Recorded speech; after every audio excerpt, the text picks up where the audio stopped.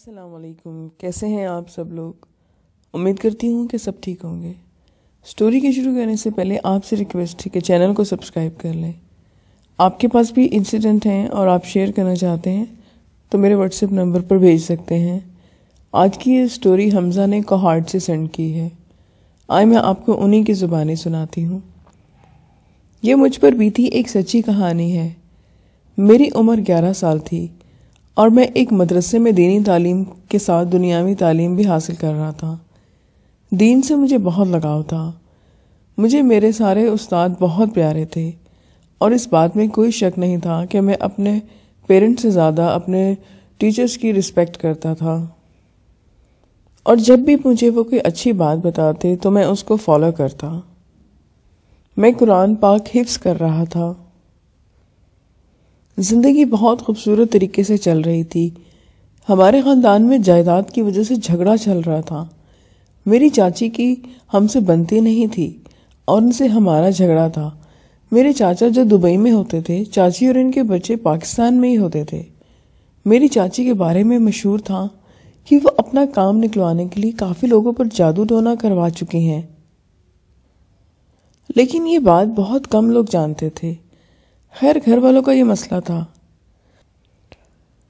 اور ان کے ساتھ میں نے کبھی ان کے بارے میں نہیں سوچا، اور نہ ہی میں نے جادو یا کالے جادو کے بارے میں یقین رکھتا تھا، کیونکہ مجھے بتایا گیا تھا کہ جو بھی کچھ ہوتا ہے وہ خدا کی مرضی سے ہوتا ہے، اور میں اکثر اپنی چاچی کے بیٹے کے ساتھ وقت گزارتا تھا۔ ان کا ایک بیٹا سلمان جو کہ مجھ سے 3 سال بڑا تھا اور وہ میرے ساتھ ہی پڑھتا تھا۔ چاچی کا گھر ہمارے گھر سے چند قدم کے فاصلے پر تھا۔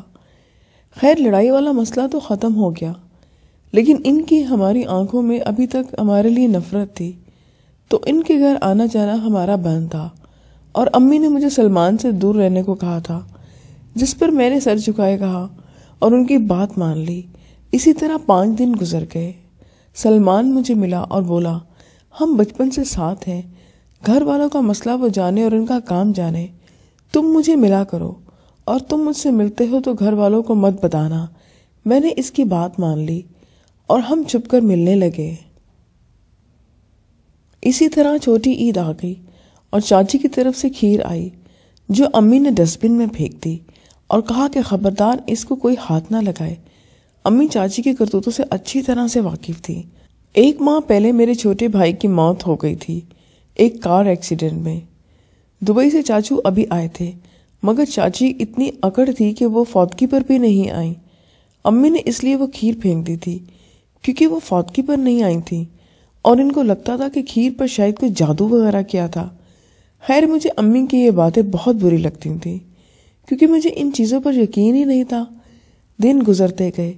چاچی کے گھر سے ہفتے میں 1 بار کچھ نہ کچھ ضرور آتا، اور روٹین کے مطابق امی وہ چیز ضائع کر دیتی۔ اس بات پر امی سے میری بحث بھی ہو چکی تھی، اور میں نے اس دوران 11 سپارے حفظ کر لیے۔ پھر مجھے سلمان ملا اور بولا، میری امی نے تمہارے گھر کچھ بھیجا تھا، تم نے کھایا؟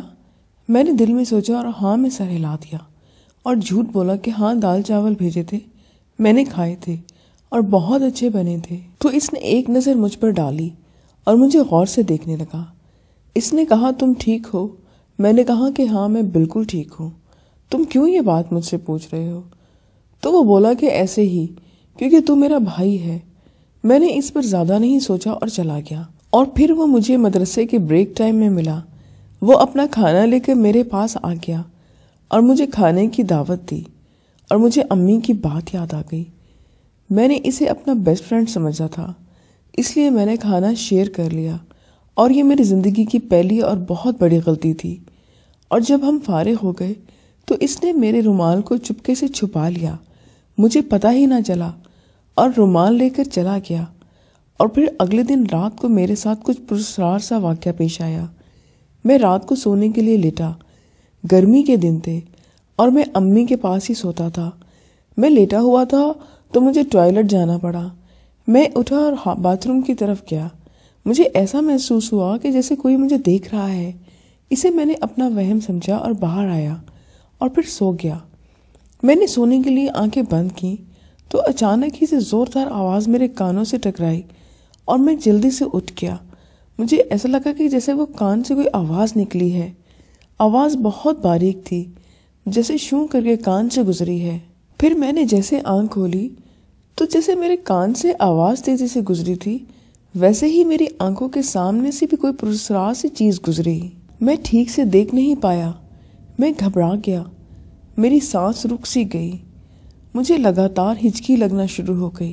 آنکھیں کرتا تو ایسا لگتا کہ مجھے کوئی گھور رہا ہے۔ مجھ سے تھوڑے ہی فاصلے پر میری امی سو رہی تھی اور ابو ڈاکٹر ہیں، وہ اس وقت ہاسپٹل میں تھے۔ میں نے امی کو جگانا چاہا لیکن امی سو رہی تھی اور نیند میں تھی۔ میری ہمت نہیں ہوئی کہ میں امی کو جگاؤں۔ میں بیڈ پر اٹھ کر بیٹھ گیا اور سوچ میں پڑ گیا کہ یہ آج میرے ساتھ کیا ہو رہا ہے۔ میں نے سوچا کہ شاید یہ میرا وہم ہے، پھر سوچا وہم ایسے بار بار نہیں ہوتا۔ جو آواز میرے کان سے گزری تھی وہ میرے ذہن میں اٹکی ہوئی تھی۔ میں سوچ میں گم تھا کہ امی کے موبائل کی گھنٹی بجی۔ میری روح کانپ اٹھی موبائل کی گھنٹی کی وجہ سے۔ اچانک میں سوچ سے باہر نکل آیا۔ میں کوئی بھی حرکت کرنے سے پہلے 2 بار سوچتا تھا۔ موبائل بج رہا تھا کہ امی اٹھ گئی اور موبائل اٹھایا اور بے ساختہ میری طرف دیکھا۔ موبائل کاٹ دیا اور بولا، حماد، امی نے مجھے جھنجھوڑا، کہاں گم ہو اور ابھی تک سوئی کیوں نہیں؟ میرا دھیان امی کی طرف ہوا۔ میں رو نہیں رہا تھا لیکن پھر بھی میری آنکھوں سے پانی نکلتا جا رہا تھا۔ امی میرے پاس آئیں اور سر پر ہاتھ لگایا۔ میرا سر بہت گرم ہو چکا تھا۔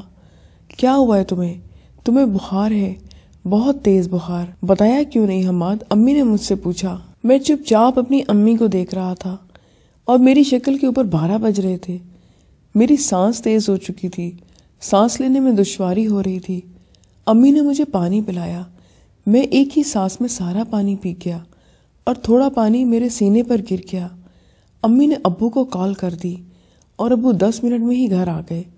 حماد کو پتہ نہیں کیا ہوا ہے، کچھ بول نہیں رہا، سانس بہت تیز ہے، تیز بخار بھی ہے، امی نے انہیں بتایا۔ ابو میرے پاس آئے، مجھے اپنے سینے سے لگایا اور میری کمر پر ہاتھ پھیرا۔ ابو نے پوچھا، حماد کیا بات ہے بچے، مجھے بتاؤ۔ میں نے بہت ہمت کی اور بولا کہ ابو میں بہت ڈر گیا ہوں۔ اتنا بول کر میں چپ ہو گیا۔ ابو نے کہا کہ کوئی بات نہیں، برے سپنے آ جاتے ہیں، اب تم بالکل ٹھیک ہو۔ میری آنکھوں سے آنسو نہیں رک رہے تھے۔ ابو نے امی کو فرسٹ ایڈ باکس لانے کی طرف کہا، مجھے کچھ میڈیسن دی اور میں سو گیا۔ اگلے دن صبح 6 بجے میری آنکھ کھولی اور میں نے اٹھنے کی کوشش کی لیکن ایسا لگا کہ جیسے میرے جسم میں جان ہی نکل گئی ہو۔ امی جو کہ اٹھی ہوئی تھی وہ بولی کہ حماد تمہاری کلاس کا ٹائم ہو گیا ہے، ابھی تم سو جاؤ، رات بھی تم دیر سے سوئے تھے۔ میں پھر سو گیا۔ 7 بجے امی نے جگایا۔ مجھے بہت تھکاوٹ محسوس ہو رہی تھی۔ میں نے کہا کہ امی میری طبیعت ٹھیک نہیں ہے، میں آج نہیں جانا چاہتا۔ انہوں نے کہا کہ ٹھیک ہے تم نہ جاؤ، آرام کرو۔ خیر میں اٹھا، فریش ہوا، ناشتہ کیا۔ اب میرا جسم کافی اچھا فیل کر رہا تھا لیکن دماغ رات والے واقعے پر ابھی بھی اٹکا ہوا تھا۔ رات ہو گئی اور پچھلی رات کے واقعے کو میں کافی حد تک بھول چکا تھا۔ 10 بجے کا ٹائم تھا۔ میں واش روم گیا۔ جیسے ہی میں نے دروازہ لاک کیا، میں کیا دیکھتا ہوں کہ واش روم کے چاروں کونوں میں 4 لاشیں پڑی ہیں اور چاروں لاشیں ایک ہی شکل کی ہیں۔ لاش کی صرف شکلیں تھی، ہاتھ پاؤں باقی کچھ بھی نہ تھا، اور ان لاشوں کی آنکھوں سے خون نکل رہا تھا۔ کان الٹے تھے، لاش کے سر پر بال بھی نہیں تھے، کالے رنگ کا سر تھا، ہونٹ بہت بڑے بڑے تھے جیسے سوج گئے ہوں، براؤن رنگ تھا شکل کا۔ دیکھتے ہی میری روح کانپ اٹھی اور میری حالت ایسی ہو چکی تھی کہ میں لاک کھولنے کے بجائے دروازے کو زور زور سے پیٹ رہا تھا، دروازے کو زور زور سے دھکے دے رہا تھا۔ دروازہ بہت مضبوط تھا اور میں زور زور سے چلانے لگا۔ میں نہیں جانتا کہ اس وقت میرے جسم میں اتنی طاقت کہاں سے آ گئی۔ میں دروازہ توڑ چکا تھا اور گھر سے باہر بھاگنے لگا۔ اتنے میں بھاگتے ہوئے ابو آئے، مجھے آوازیں دیتے ہوئے۔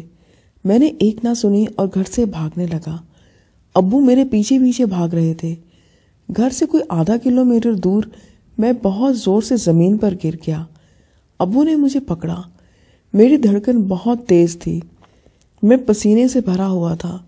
حالت یہ تھی کہ میرے جسم کا کوئی حصہ ایسا نہ تھا جو کانپ نہ رہا ہو۔ میں نے خود کو ابو سے چھڑوانے کی کوششیں کی اور روتے ہوئے بولا کہ ابو مجھے گھر نہیں جانا، گھر میں کچھ ہے۔ مجھے انہوں نے کہا کہ حماد ایسا کچھ نہیں ہے، گھر میں صرف تمہاری امی ہے۔ میں گھر نہ جانے کی ضد کرتا رہا تو ابو نے کہا کہ جیسا تم کہو گے ویسے ہی ہوگا، تم رونا بند کرو۔ میرے کہنے پر ابو مجھے ماموں کے گھر لے آئے اور میرے کزن کو کہا کہ اپنی پھپھو کو لے کر آ جاؤ۔ 5 منٹ کے بعد میری امی بھی میرے پاس آ گئی۔ میری حالت دیکھ کر ماموں کے گھر والے بھی پریشان تھے۔ ابو نے ماموں کو میری حالت کا مختصر سا واقعہ بتایا۔ میرے ابو نے مجھے ہاسپٹل میں ایڈمٹ کروا دیا، لیکن مسئلہ بہت زیادہ بڑھ گیا تھا۔ ہاسپٹل میں 4 دن میں رہا۔ آپ کو میں مختصر بتا دوں کہ میں مزید پریشانیوں کا شکار ہو چکا تھا۔ مجھے سلیپ پیرالسس ہوتے تھے، میرا صرف دماغ کام کر رہا ہوتا تھا، جسم نہیں۔ انسان کچی نیند میں ہوتا ہے، ایسا لگتا ہے کہ کوئی ان کا گلا دبا رہا ہے، کوئی آپ کے سینے پر مکے مار رہا ہے، آپ کی آواز ختم ہو جاتی ہے، آپ چلانے کی کوشش کرتے ہیں لیکن گلے سے آواز نہیں نکلتی۔ مجھے یہ مسئلہ بار بار ہوتا جب بھی میں سونا چاہتا۔ صرف یہی نہیں، مجھے ایک اور بیماری بھی ہو گئی تھی۔ میں 3 گھنٹے سے زیادہ نہیں سوتا تھا۔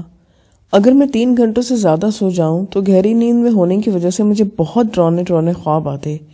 ایک خواب کا ذکر میں آپ سے کرتا جاتا ہوں۔ میں سویا ہوا تھا کہ میں خواب میں دیکھتا ہوں کہ میرے امی ابو اور میرے گھر والے مجھے مارنے چاہتے ہیں۔ میرے ابو کے ہاتھ میں چھری ہے اور میری امی نے مجھے پکڑا ہوا ہے، اور جیسے ہی وہ چھری پھیرتے ہیں میری آنکھ کھل جاتی ہے۔ یعنی اس قسم کے کافی خواب مجھے آتے۔ 3 گھنٹے سونے کی وجہ سے میری صحت کافی خراب ہو چکی تھی۔ نیند پوری نہ ہونے کی وجہ سے آنکھیں سرخ رہتی تھیں۔ امی نے کافی بار بولا، بیٹا تم آرام سے سو جاؤ، میں تمہارے پاس ہی ہوں، لیکن میں ڈرتا تھا۔ مجھے نیند کی کمی سے تڑپنا تو منظور تھا، لیکن ڈرانے خواب کے جھین مجھے سے برداشت نہیں ہوتے تھے۔ پھر ایک اور مسئلہ میرے ساتھ ہوا کہ جب بھی میں سو کر اٹھتا تو 30 منٹ تک میرے گھر والے مجھے دشمن لگتے، اور جو چیز میں خواب میں دیکھتا وہ گھر والوں میں دیکھتی تھی۔ بہت زیادہ پریشانی بن چکی تھی۔ جتنے دن ہاسپٹل میں رہا مسئلہ اتنا زیادہ خراب ہوا، پھر میرے گھر والے مجھے ایک سائیکیٹرسٹ کے پاس لے گئے۔ 3 دن میرا ٹریٹمنٹ چلا۔ انہوں نے بھی میرا علاج کرنے سے جواب دے دیا۔ میرے پیرنٹس پر جو قیامت ٹوٹ پڑی تھی وہ وہی جانتے تھے۔ سب دوست رشتہ دار میرا پتہ لینے آتے تھے، میری چاچی نہیں آئی۔ پھر اچانک میرے ذہن میں سلمان آیا اور سوچا۔ بہت سوچنے کے بعد میری سمجھ میں آ گیا کہ یہ سب چاچی کی وجہ سے ہوا ہے اور اس کی اولاد بھی اس میں شامل ہے۔ مجھے اپنے اوپر بہت غصہ آیا اور میں نے سوچا امی ٹھیک کہتی تھیں کہ وہ لوگ اچھے نہیں ہیں۔ میں نے سلمان کے ہاتھوں کھانا کھا کر بہت بڑی غلطی کی۔ پھر یاد آیا رومال بھی اس نے اٹھایا تھا۔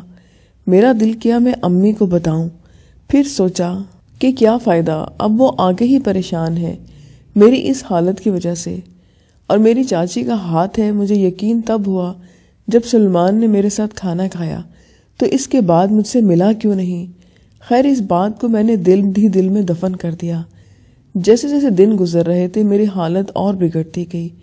کبھی حکیم، کبھی قاری، کبھی پیر، کبھی فقیر اور کبھی جادو کرنے والے۔ میرے ابو نے میری صحت ٹھیک کرنے کے لیے کوئی جگہ نہ چھوڑی۔ کبھی فیصل آباد، کبھی لاہور، کبھی سرگودا۔ میرے ابو نے بہت پیسہ لگا دیا مگر میں ٹھیک نہ ہوا۔ ایک دن اللہ کا بندہ آیا اور بولا ملتان کے ایک گاؤں میں ایک فلاں جگہ کوئی ہے جو آپ کی مدد کر سکتا ہے۔ میرے ابو فوراً مجھے وہاں لے گئے۔ ایک خوبصورت داڑھی والے بزرگ جن کو میرے ابو نے سارا میرا مسئلہ بتایا، لیکن اصلا مسئلہ تو میرے دل میں دفن تھا۔ وہ بزرگ ہمارے گھر 2 دن تک رکے۔ بزرگ نے کہا کہ پہلے یہ مسئلہ جڑ سے نکالنا پڑے گا۔ اس بچے پر کالا جادو ہوا ہے اور ایک سایہ بھی ہے۔ جو بات میں چھپا رہا تھا اس بزرگ نے مجھ سے اگلوا ہی لی۔ میں نے سب سچ سچ بتا دیا۔ میں امی کو بھی سچ سچ بتا دیا، اور وہ بزرگ بنا جانے ہی بولے تمہارا رشتہ دار ہی ہے کوئی؟ میں نے ہاں میں سر ہلایا۔ مجھ پر کچھ دن دم درود ہوتا رہا، پھر کچھ تعویذ جسم پر ملنے کے لیے اور ایک وظیفہ نما کاغذ۔ مسئلہ حل نہیں ہوا تھا۔ ابھی ایک رات قبرستان میں گزارنی تھی۔ بزرگ کے ساتھ وہ رات سب سے بھیانک تھی۔ میں قبرستان میں اپنے اندر سے نکلنے والی پرسرار چڑیلوں کو دیکھتا رہا جو میرے اندر سے نکل کر ایک درخت پر لٹک گئیں، جیسے اب وہ صرف لاشیں ہیں اور بزرگ نے انہیں فوراً اپنے قابو میں کر لیا۔ یہ منظر دیکھ کر میں بے ہوش ہو گیا۔ صبح اٹھا تو بزرگ کوئی دم درود کر رہے تھے اور مجھ پر پھونک مار رہے تھے۔ پھر ہم ان کے گھر آئے اور بزرگ نے میرا نام پوچھا۔ میرے ابو نے کہا کہ حماد ہے، تو بزرگ نے ان کو ہدایت دی کہ اس کا نام بدل لو۔ ابو نے کہا کہ آپ ہی نام بتا دیں کہ ہم اس کا نام کیا رکھیں، تو انہوں نے کہا کہ اس کا نام حمزہ رکھ دو۔ اور بزرگ نے کہا کہ تمہارے گھر کے پارک میں ایک گدھے کا سر دبایا ہوا ہے، اسے نکال کر دریا میں پھینک دینا۔ اور ایسا ہی ہوا۔ اللہ کا شکر ہے کہ اب میں ٹھیک ہوں۔ اور امی ابو سے میں نے کہا کہ اگر ہم یہاں پہ رہے تو ہمیں خطرہ رہے گا چاچی اور سلمان سے، تو ہم نے وہ گھر چھوڑ دیا اور دوسرے شہر میں شفٹ ہو گئے۔ اب میں 20 سال کا ہو چکا ہوں اور 3 سال پہلے میری چاچی کا انتقال ہو گیا اور ان کا بیٹا سلمان اپنے ابو کے ساتھ دبئی چلا گیا اور میں اپنی چاچی کو معاف کر چکا ہوں۔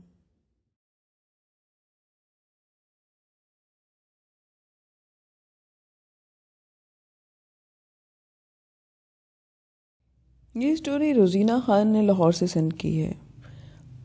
میرا نام روزینہ ہے۔ چند سال پہلے ہی میری ڈولی ارہم کے گھر پہنچی تھی۔ ارہم اپنے والدین کا اکلوتا بیٹا تھا۔ باپ یعنی کہ میرا سسر ارہم کے بچپن میں ہی فوت ہو گئے تھے۔ ماں نے اکیلے ہی اپنے اکلوتے بچے کی پرورش کی۔ اس گھر میں صرف میں اور ارہم اور میری بوڑھی ساس ہی رہتے تھے۔ شادی کے چند دنوں میں ہی میں نے پہچان لیا کہ ارہم لکیر کا فقیر تھا۔ اسے جو بھی جس طرف لگاتا وہ اسی طرف لگ جاتا۔ چند ماہ تو آرام سے گزر گئے۔ میرا شوہر اور ساس دونوں ہی میرا بہت خیال رکھتے، مگر پھر آہستہ آہستہ ارہم کی ماں کی طرف میں نے جھکاؤ محسوس کیا اور گھر کا سارا نظام اپنی ساس کے ہاتھ میں نے دیکھا تو مجھے چڑ ہونے لگی۔ میں اس گھر پر اپنی حکمرانی چاہتی تھی۔ میں چاہتی تھی کہ ارہم ہر مہینے تنخواہ اپنی ماں کی جھولی میں ڈالنے کے بجائے میرے ہاتھ پر رکھ دے، مگر اس بڑھیا کے ہوتے ایسا ناممکن تھا۔ اس سے جان چھڑانے کا میں نے منصوبہ بنا لیا۔ ارہم کے دل میں نے جگہ بنائی، اور ارہم کے دل میں جگہ تو میں پہلے ہی بنا چکی تھی۔ پھر میں نے اسے اپنا عشق میں مبتلا کر لیا۔ اب آہستہ آہستہ میں اس کے کان بھرنے لگی۔ شروع میں وہ نظر انداز کر جاتا، پھر اس نے مجھے سمجھانا شروع کر دیا، مگر میں آئے دن اپنی مظلومیت کے قصے سنا سنا کر اس کے دل میں زہر بھرتی گئی۔ پھر ارہم کی ماں پر شک بڑھنے لگا۔ وہ سمجھنے لگا کہ اس کی ماں واقعی میرے ساتھ ناانصافی کرتی ہے۔ اسے لگنے لگا کہ اس کے جاتے ہی میری ساس مجھے تنگ کرنے لگ جاتی ہے۔ بات بڑھتی گئی۔ آئے دن گھر میں دنگا فساد رہنے لگا۔ وہ کبھی مجھے تو کبھی اپنی ماں کو سمجھاتا، لیکن جب کئی مہینوں تک حالات نہ سدھرے تو میں نے اسے فیصلہ کرنے پر مجبور کر دیا۔ ہمارے شہر میں ایک اولڈ ہوم تھا۔ ارہم نے اپنی ماں کے پاؤں پکڑ کر اسے اولڈ ہوم جانے پر راضی کر لیا۔ پھر ایک دن وہ اسے اولڈ ہوم چھوڑ آیا۔ اپنے سامان کے گٹھری باندھ کے بڑھیا چاروں طرف اپنے گھر کو دیکھتی ہوئی ایسے نکلی کہ جیسے اس نے مجھ سے شکست کھا لی ہو اور کوئی بادشاہ اپنی سلطنت سے نکلتا ہے، اور مجھے شکوہ بھری نظروں سے دیکھا اور ارہم کے پیچھے چل دی۔ ارہم ہفتے میں 2 بار اس کے پاس چکر لگا آتا۔ مجھے خدشہ لگنے لگا کہ اگر وہ اسی طرح وہاں جاتا رہا تو کہیں اس کا دل ماں کے لیے موم نہ ہو جائے۔ پھر میں نے ہر روز اس معاملے پر اس سے جھگڑنا شروع کر دیا۔ یوں رفتہ رفتہ اس نے ماں کی طرف جانا کم کر دیا۔ ہفتے میں 1 بار، پھر مہینے میں 1 بار۔ وقت گزرتا گیا اور ایک دن اولڈ ہاؤس سے بڑھیا کے مرنے کی خبر آ گئی۔ ماں کی موت پر ارہم پچھتاوے کے بوجھ تلے دب گیا۔ میں نے بھی مگرمچھ کے آنسو بہائے۔ پھر وقت کے ساتھ ساتھ ارہم کا پچھتاوا بھی ختم ہو گیا۔ چند ماہ یوں ہی گزر گئے۔ پھر میرے ساتھ عجیب و غریب واقعات ہونے لگے۔ میں خوابوں میں اپنی ساس کو دیکھنے لگی۔ وہ کفن میں ملبوس سسکیاں لیتی نظر آتی۔ اس خواب نے لگاتار 1 ہفتے مجھے پریشان کر رکھا۔ پھر مجھے سونے سے بھی خوف آنے لگا۔ میں رات کو جاگتی رہتی اس خواب کے ڈر سے۔ اور پھر ایک رات ارہم کی نائٹ ڈیوٹی تھی۔ میں اپنے کمرے میں اکیلی بیٹھی ٹی وی دیکھ رہی تھی۔ یہ کوئی 10 بجے کا وقت تھا کہ اچانک ٹی وی خود بخود بند ہو گیا۔ پہلے تو میں سمجھی کہ بجلی چلی گئی ہے، لیکن کمرے کی لائٹ آن دیکھ کر میں خوفزدہ ہو گئی۔ اٹھ کر چیک کیا تو ٹی وی کا پلگ نکلا ہوا تھا۔ میں وہ پلگ واپس لگا کر بیٹھی ہی تھی کہ ایک بار پھر ویسا ہوا۔ میرے خوف سے پسینے چھوٹنے لگے۔ تیسری بار میں نے پلگ لگا کر بیٹھی تو ٹی وی اسکرین پر منظر دیکھ کر میرے ہوش اڑ گئے۔ وہی خواب اب اسکرین پر چل رہا تھا۔ میری ساس کفن میں ملبوس رو رہی تھی۔ میں نے جمپ لگا کر پلگ کھینچا مگر وہ منظر نہ بدلا۔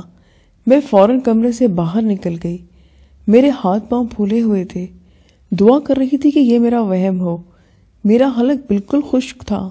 پانی پینے میں جو ہی کچن میں داخل ہوئی تو میری نظر ایک عورت پر پڑی۔ وہ واش بیسن پر جھکی ہوئی تھی۔ میں سکتے کے عالم میں دروازے پر ہی رک گئی۔ کون ہو تم؟ میں نے اس سے پوچھا۔ اس عورت نے پیچھے مڑ کر دیکھا تو میں حواس باختہ ہو گئی۔ وہ میری ساس تھی۔ میں ایک دم پیچھے مڑی اور باہر کی طرف بھاگی، لیکن مجھے کہیں پر بھی سکون نہ تھا۔ چاروں طرف میری ساس ہی نظر آ رہی تھی۔ میرا دماغ چکرانے لگا۔ میں وہیں فرش پر گری۔ معلوم نہیں کتنی دیر میں بے ہوش پڑی رہی۔ جب ہوش آیا تو میں ہاسپٹل میں تھی اور ارحم میرے ساتھ ہی کھڑا تھا۔ ارحم کے پوچھنے پر میں نے ساری روداد اسے سنائی مگر وہ اسے میرا وہم کہہ کر ٹال گیا۔ اب مجھے دن میں بھی گھر میں ڈر لگتا۔ گھر میں عجیب و غریب واقعات ہونے لگے۔ کبھی ساس کے کمرے سے رونے کی آوازیں آتی، کبھی ایسا لگتا کہ جیسے سارا گھر بلیوں سے بھرا پڑا ہے، کبھی برتنوں میں مرے ہوئے چوہے ملتے، لیکن یہ سب واقعات ارحم کی غیر موجودگی میں ہی ہوتے۔ میں ان واقعات سے بے حد خوفزدہ ہو چکی تھی۔ ارحم کو بار بار بتاتی مگر وہ یقین نہ کرتا۔ میرا گمان سمجھ کر وہ مجھے تسلیاں دینے لگ جاتا۔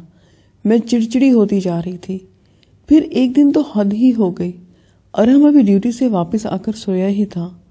میں باہر گھر کے کاموں میں مصروف تھی۔ کچھ کام پڑنے پر میں بے خیالی میں اپنے کمرے میں داخل ہوئی۔ جو ہی میری نظر سامنے پڑی تو میرے ہوش اڑ گئے۔